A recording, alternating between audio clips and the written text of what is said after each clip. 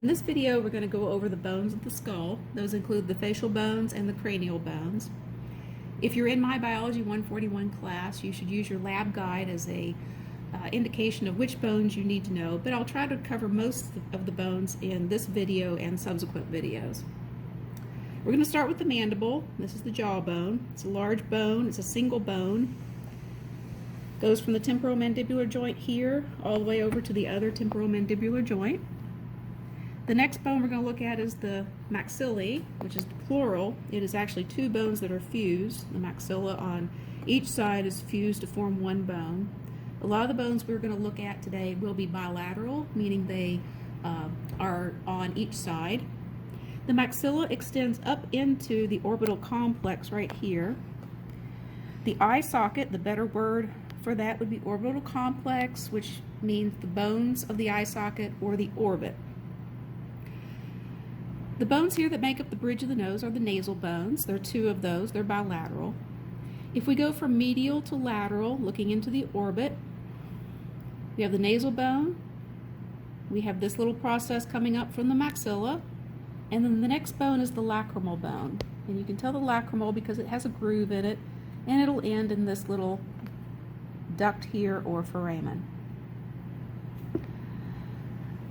You don't need to know all the bones that comprise the orbital complex. There are 7 of them. We will go over the bones, but some of these bones are better seen from different angles. I want to point out in the back of the orbit, there's a round hole here. This is the optic canal. This is where the nerves from the eye go back to the brain. Just below that is a fissure. This is the superior orbital fissure. Several nerves come out and innervate or go to muscles that move the eye. This bone is called the zygomatic bone. It meets here at this suture with the maxilla, and it meets right here with the temporal bone. If you put the zygomatic bone and the temporal bone together here, this creates the zygomatic arch. The other bone you can see from the front is the frontal bone, and we'll cover it later also when we do the bones of the cranium.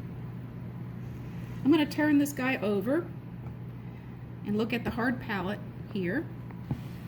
The hard palate is the bony palate. It's made up of the fused maxilla bones and also 2 bones in the back here called the palatine bones. You can see a little suture line separating it from the maxilla bones. So this is the hard palate, bony palate, and back here you would have the soft palate.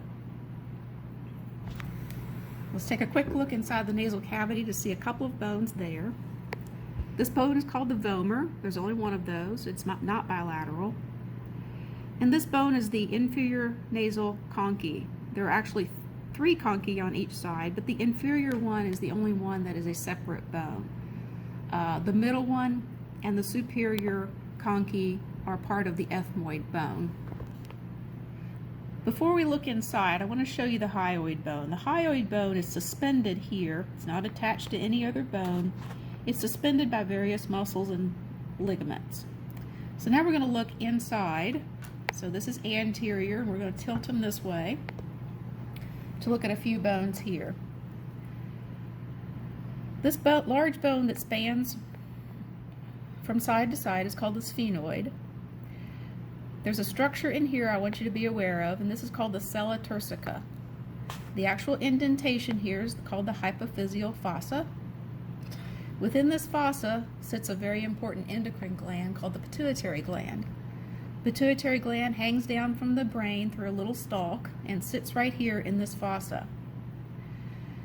If you remember, I pointed out the optic canals, and you can see them from this side now. So the optic nerve comes back through this canal on each side. Some of the fibers are going to cross right here in front of the pituitary gland. This is called the optic chiasm. So some of the fibers cross, some don't. The significance of this is that if you have a pituitary tumor, it can get large enough where it's going to press on some of these fibers coming from the eyes and can cause visual problems. Specifically, people develop a tunnel vision. So sella turcica, hypophyseal fossa, This is where the pituitary gland sits, with the optic chiasm right anterior to it. That's not a bony structure. That's a structure we'll see when we go to the brain. Anterior to the sphenoid is the ethmoid bone, and it's best seen here and also as part of the nasal septum. But if you'll notice here, there are little bitty holes. These holes represent the cribriform plate, and through these holes the olfactory nerves travel, going up to the brain to give us our sense of smell. The structure sticking up here is called the Crista Galli. It's part of the ethmoid bone. The ethmoid bone is a strange shaped bone, and it extends downward in a perpendicular plate to make up part of the bony nasal septum, which is here. So now that we've talked about the ethmoid and the sphenoid bones, we can talk about the paranasal sinuses. So the paranasal sinuses run along the nasal cavity, and you have 4 of them. They're bilateral, but some of them sit in the frontal bone, and the sinuses are just pockets of air cells. So you have the frontal sinuses, you have ethmoid sinuses, which are back here, and then sphenoid sinuses behind those. And then within the maxilla bones, you have maxillary sinuses. I can't show you the sinuses because they're inside the bones, but this is the relative position. You have frontal, ethmoid, posterior to the ethmoid is the sphenoid, and then the maxillary. If you ever go into the doctor and she starts pressing on your forehead or down here on your maxilla, she's trying to figure out if that's tender, and if it is, it could indicate a sinusitis and not just a cold. All right, so next we're going to look at some of the fossa within the brain. Remember that this is anterior. So this is your anterior cranial fossa. This is your middle cranial fossa, and this is your posterior cranial fossa. The frontal lobes of the brain sit anteriorly. In the middle fossa, those would be your temporal lobes, and in the posterior fossa is your cerebellum. So anterior, middle, and posterior fossa. Let's look a minute at the sutures, and I'm going to switch to a brain that has a little bit better suture on it. So we're looking at it, I'm going to start posterior. So this is posterior. This is your coronal suture. This is sagittal. This is lambdoid. And this is squamous, the squamous suture. So the sutures fuse at different points in a person's lifetime, and actually the lambdoid one may not fuse at all. If it does, it doesn't fuse until a person is in his 60s. But the sutures are going to be separating certain brains of the cranium that we need to know. So the sutures separate different bones of the cranium. So let's look at those. We already kind of looked at the frontal bone. Posterior to it, and these are bilateral, are the parietal bones. Parietal. The whole is part of this model. It's not seen in an actual skeleton. The posterior bone is the occipital bone.